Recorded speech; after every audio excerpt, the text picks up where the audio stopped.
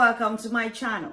Today, I will be discussing with you different styles of reading.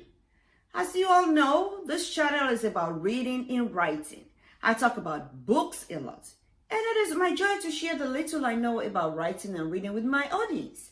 Today, I want to share with you remarkably interesting tips that can make you a better reader and a better writer. If you want to be a writer, you need to be a reader. Reading and writing go hand in hand. They both make literacy what it is. What do I mean? Just to make it easy for everyone, just type into your search engine, what is literacy?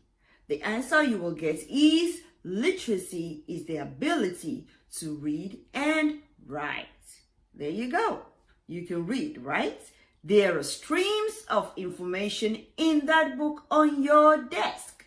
Don't let the volume scare you. Many people do not read today because there is hardly time to sleep. 24 hours is barely enough for anyone in one day because you have so many things to do. So you ask yourself, how will I finish reading this enormous book? Or you say, I just don't have the time. Let's see how this video can help. I will share with you 4 reading styles. You may read more about them and you may use them to brush up your reading level, which means you have to ask yourself some questions about where you are in reading. When you read, do you jot down your feelings or thoughts? You probably just keep a diary if you do this. Do you take notes? You are probably a student if you do. How long does it take you to read? Do you worry about not reading fast enough, or you deliberately want to read slowly? Do you have to go back to reread certain parts of the book? Do you read word by word, or do you read fast to get the idea of the story? It's okay. If you don't know where you are, you will soon find out. Just like learning, you need to know your reading style so that you can adjust it to what you're reading, and that will make reading more fun. Now, to the 4 reading styles. Number 1, scanning. Scanning is used to get an overview of any text. You are reading to find specific details. You may decide to read the first 2 lines of a paragraph and read the first few paragraphs of each chapter of a book, or you may just randomly turn pages just to see if it is something you like. When you're reading from the point of view of a writer, you're trying to see if the book, journal, or article can give you something tangible for your writing. Don't let an enormous book intimidate you. You can always scan through it to get the general information you need. Number 2, skimming. With skimming, you read to get a specific information as opposed to getting the general information from a book. It can also be called gist reading.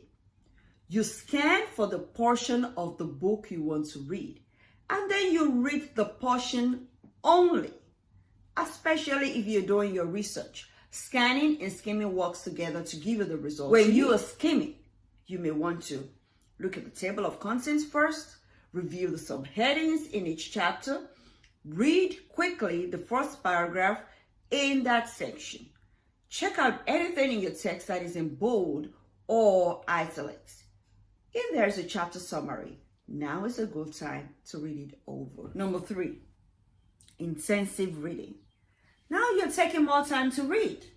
Just as the name implies, this is a vigorous reading style. You take your time to read and understand every word. You might even jot down ideas you will probably not want to forget. Language learners will benefit from this reading style because they search out unfamiliar words from the dictionary and learn how to properly use them in sentences. Also, students might want to use the reading style so that they can grasp the knowledge needed in a particular course. Number 4, extensive reading. Extensive reading is reading for pleasure. It requires assimilation and decoding of text. You don't have to stop to check out an unfamiliar word because you don't want to.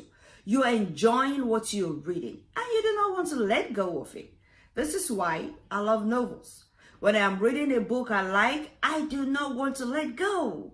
I also like using lucid language in writing because I want my readers to understand easily and flow along with the story.